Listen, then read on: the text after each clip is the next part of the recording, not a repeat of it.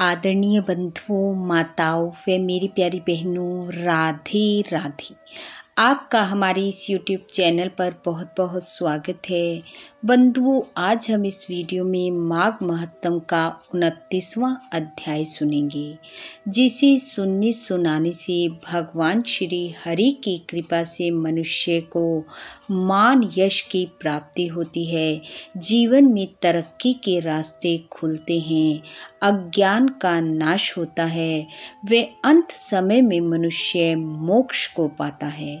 महत्तम सुनने के बाद यदि आप हमारे चैनल पर नए हैं तो कृपया हमारे चैनल को सब्सक्राइब करें, बेल आइकन को प्रेस करें ताकि हमारी वीडियो की नोटिफिकेशन सबसे पहले आप तक पहुंचे। वीडियो को शेयर व लाइक भी जरूर करें। बंधुओं, कल के अध्याय में हमने प्रेत द्वारा राह में जा रहे पथिक ब्राह्मण की सुनाई गई बंदर और सारस की कथा सुनी, जो कि पूर्व जन्म में द्रविड़ देश का राजा और पुरोहित थे।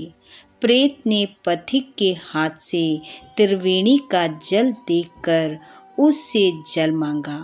प्रेत ने कहा, मैं जानता हूँ इस जल से मुझे मुक्ति की प्राप्ति हो सकती है। बंधुओं, यहाँ तक की कथा हमने कल के अध्याय में सुनी। आइए अब सुनते हैं आगे की कथा। प्रेत कहने लगा कि हे पथिक, मैं इस समय तुम्हारे पास जो यह गंगा जल है मांगता हूँ, क्योंकि मैंने इस गंगा जल का बहुत महत्तम सुना है। मैंने इस पर्वत पर गंगा जल का बड़ा अद्भुत आश्चर्य देखा था, इसलिए यह जल मैं तुमसे मांगता हूँ, क्योंकि मैं प्रेत योनि से अति दुखी हूँ। एक समय एक ब्राह्मण ने अनाधिकारी को यज्ञ कराकर ब्रह्म राक्षस की योनि को पाया। वह हमारे साथ 8 वर्ष तक रहा।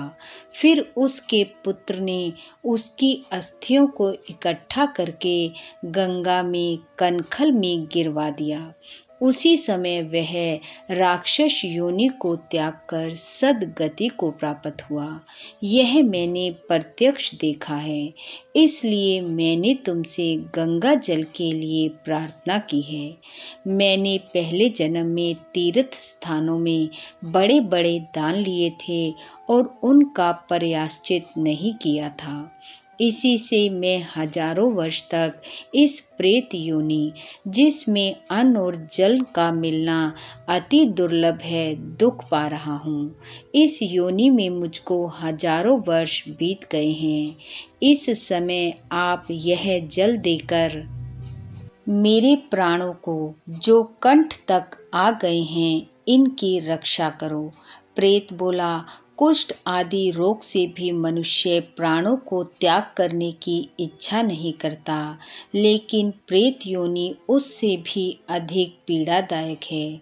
देवदूती कहने लगे कि ऐसे उस प्रेत के वचन सुनकर वह ब्राह्मण बड़ा हैरान हुआ और वह अपने मन में विचारने लगा कि संसार में पाप और पुण्य के फल अवश्य भुगतने पड़ते हैं। देव, दानव, मनुष्य, कीड़े मकोड़े भी रोगों से पीड़ित होते हैं। बाल तथा वृद्धों को मरण, अंधा तथा कुबड़ापन, ऐश्वर्य, दरिद्रता, पांडित्य तथा मूर्खता सब कर्मों से ही प्राप्त होता है।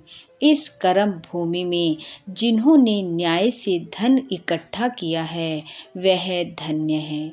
यह सुनकर प्रेत गदगद वाणी से बोला, हे पथिक, मैं जानता हूँ कि आप सर्वज्ञ हैं। आप मुझको जीवन का आधार जल इस प्रकार दो, जैसे मेघ चातक को देता है। तब पथिक कहने लगा कि हे प्रेत, मेरे माता पिता भृगु क्षेत्र में बैठे हैं, मैं उन्हीं के लिए यह जल लाया हूँ। अब बीच में तुमने गंगा के संगम का जल मांग लिया।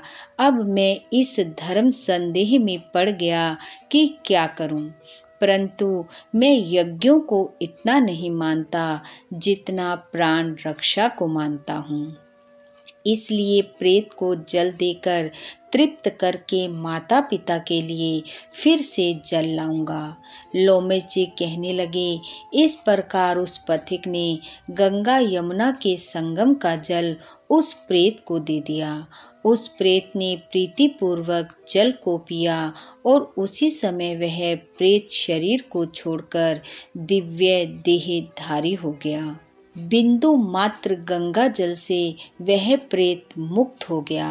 हम समझते हैं कि ब्रह्मा जी भी इस जल के गुण का वर्णन नहीं कर सकते, नहीं तो महादेव जी इस जल को मस्तक पर क्यों धारण करते।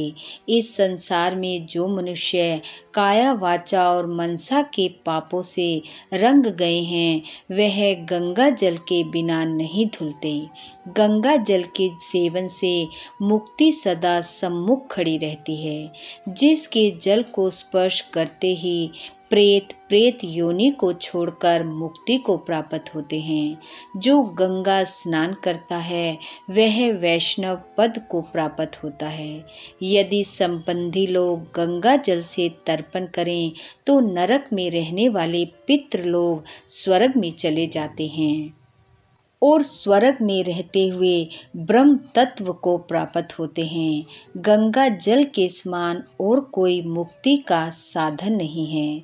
यह सुनकर वह प्रेत वहां से चला गया और 1 मास बाद जब माघ मास आया तो उसने सुने हुए प्रयाग महत्तम के अनुसार गंगा यमुना के संगम पर स्नान करके पिशाच शरीर को त्याग कर वह भक्ति पूर्वक नारायण की स्तुति करता हुआ द्रविड़ देश का राजा हुआ। गंधर्वों से सेवित हो उत्तम विमान पर बैठकर इंद्रपुरी को गया।